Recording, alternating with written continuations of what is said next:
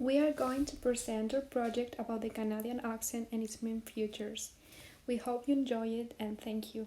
First of all, the term Canadian English was attested in a speech made in 1857 by the Reverend Archibald Geikie in an address to the Canadian Institute. Canadian is the product of 5 immigration waves for more than 2 centuries. First wave was made by the Loyalists, who were American colonists who remained loyal to the British Crown. They were fleeing from the American Revolution. The second wave came from Britain and Ireland, who settled in Canada after the War of 1812. The following waves were from all over the world in 1910, 1960, and at the present. This made Canada a multicultural country ready to accept linguistic changes. Canada's most known parks are Banff National Park and Stanley Park.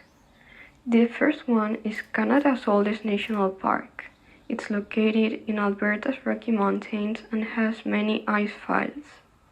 The second park borders the downtown of Vancouver and is mostly surrounded by waters. Lastly, the NC Tower is a communications and observation tower located in Toronto and is mainly made of concrete. The most typical foods are poutine, which originated from Quebec and consists of French fries, topped cheese, and brown gravy. Then, the pimento bacon comes from the loin of the pork. It has been brined and rolled in cornmeal, and is usually eaten in a sandwich. The buttered tart is a small pastry.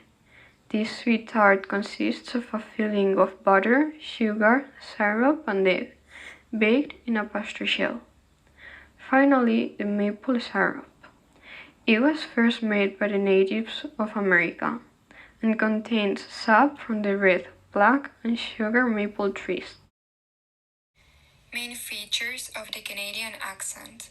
Standard Canadian English is a mostly homogeneous variety of Canadian English spoken all across central and western Canada and throughout Canada.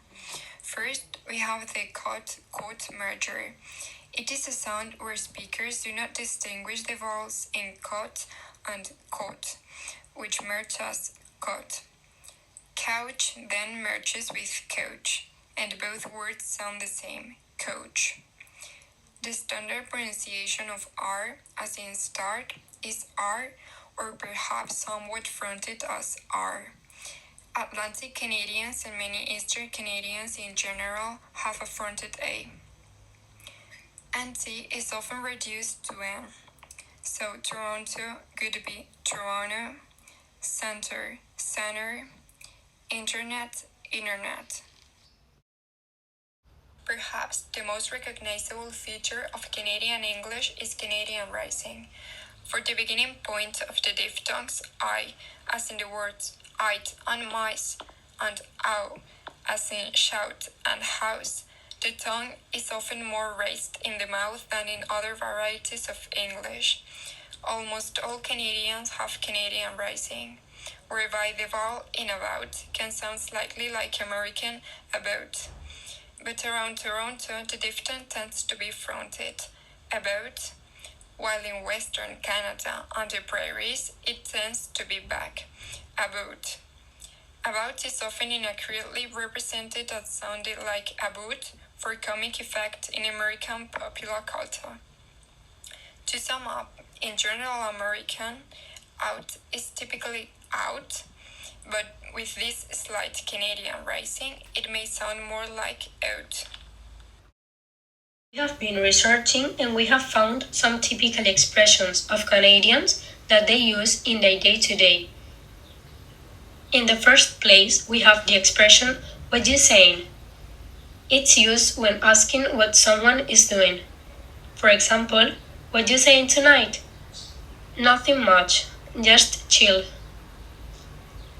Secondly, bear. For instance, if you don't know if you have enough food and you are trying to reassure your friend that you have enough food, you go, "There's bare food. We are good," which means you have a lot of food.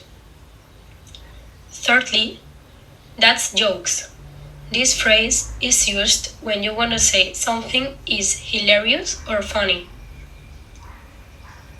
In the fourth place, it's similar to the word hey, but sometimes used like right. These are the most common uses of the word.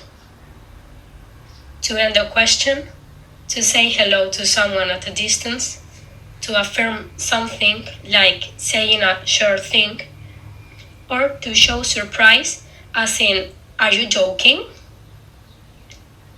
And the last one, beauty. An expression used to refer to something that was done well or an exceptionally great person. For example, your mom left a box of Timbits for me. She's a beauty. Now let's see some Canadian slang. Tim's or Timmy's is the main food group in Canada and it refers to the fast food coffee chain Tim Hortons, named after co-founder, the great hockey player Tim Horton. Double double. It is a common phrase said to order a coffee with 2 creams and 2 sugars, a kind of coffee from Tim Horton. Loonies and toonies. A loonie is a Canadian $1 coin and gets its name from the picture of the Canadian bird, the loon, that appears on one side of the coin. A toonie, the name for the $2 coin, gained a similar nickname to match the sound of the loonie. Toque refers to a cap traditionally made of wool and usually worn in winter. Washroom is an alternate word for bathroom. If you happen to be in Canada, don't bother looking for a sign that says bathroom. And finally, 2-4. This term is commonly used to refer to a case of 24 beers. Shawn Mendes is a Canadian pop singer and songwriter who was born on August 8, 1998 in Toronto, Canada. He started in 2012 singing covers and uploading them to an app named Vine. Then his fame started growing on social media until nowadays. His fame settled quickly because of his good looks and all the fans he achieved in a short period of time. Later, in 2014, he became the youngest artist to debut a song in the top 25 on the Billboard 100. Since then, he has been writing his own songs and became a phenomenon between teenage girls, and he has built a massive fandom through Vine, YouTube, Twitter, and Instagram until becoming a superstar in social media. Regarding to Shawn Mendes' speech and pronunciation, the letter T is frequently pronounced as a D, but sometimes also as an R, or it may not be pronounced. Some examples of the T as an R are the words photo instead of photo, society instead of society, water instead of water, city instead of city, and anxiety instead of anxiety. Other examples of his pronunciation highlighting the omission of the T or the reduction of the morpheme NT to N are the words Toronto, pronounced as Toronto, 20, pronounced as 20, party, pronounced as party, smarter, pronounced as smarter, center, pronounced as center, and finally might, pronounced as might. Another clear example is the well-known Canadian racing. He says instead of about. Today we are going to prepare poutine. It only has 3 ingredients: French fries, fresh grain cheese, and gravy sauce. We are going to need a cube of beef broth, 3 tablespoons of cornstarch, a tablespoon of English sauce, and 2 tablespoons of butter and pepper to taste.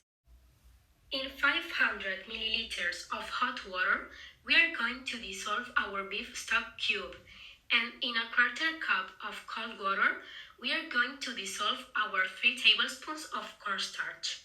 Now we have to melt the 2 tablespoons of butter in the pan and then add the 500 milliliters of beef broth. And now the tablespoon of Worcestershire sauce and the cornstarch. We mix all the ingredients very well and let our sauce reduce itself over low heat for a few minutes. We add the pepper, mix again, and when the sauce has more or less this consistency, we turn off the heat. Our gravy sauce has to be thick so that you can bathe the potatoes well. When it cools, we should have this consistency. For 2 people, we are going to use 4 medium-sized potatoes. We peel and cut them, ensuring that the size is similar. And we are going to let them soak in water for a minimum of 30 minutes so that they release the excess starch. Once the time has elapsed, we let our potatoes dry on absorbent paper. When they get dried, put the potatoes in another bowl. Then add 2 spoonfuls of the oil that you prefer. We will mix it well so the potatoes get completely soaked. Afterwards, season them with salt and pepper. Now the potatoes are ready to fry. You can do it with any kind of deep fryer. Next, fill only about half of the fryer rack so that they have a uniform cooking. We will put them 25 minutes at 180 degrees. After 15 minutes, we will shake the rack and we'll wait for 10 more minutes. Now our fries are ready and we will be able to make the poutine.